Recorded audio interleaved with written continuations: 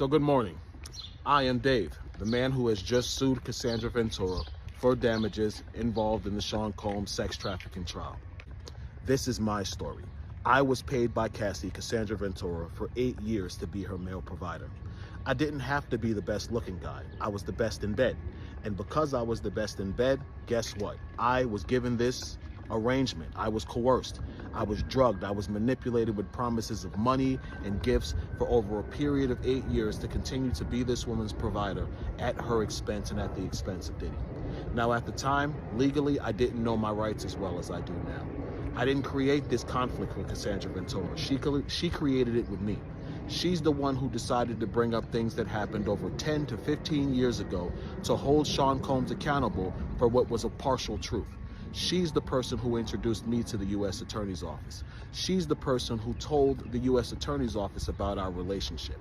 Cassie had just woke up from sleeping 8 hours. Myself and Sean Combs were exhausted. We wanted to go home. Cassie's the one who forced that sexual encounter. People, she tells you that Sean Combs made her have sex on her menstrual cycle. I can't speak for anyone else but myself. But I know the one time that did happen, that Sean Combs was not responsible for that Cassie, in a drunken, intoxicated, hormonally imbalanced state due to her period, manipulated and forced herself on me during her menstrual cycle.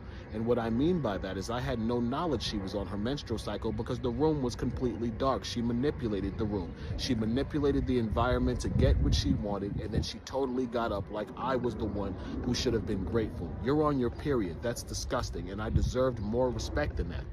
As a man, if I had laid down with a woman and forced myself on her and orgasmed in her and she got up and it was leaking out of her, guess what? I would have raped her.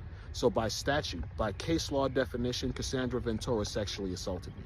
Cassie got on the stand trying to destroy Diddy. She should have took her $20-30 million and walked into the sunset, people. She should have never gotten on the stand and created further liability for herself by telling more of the lie that she created to get this man sent to prison for his life.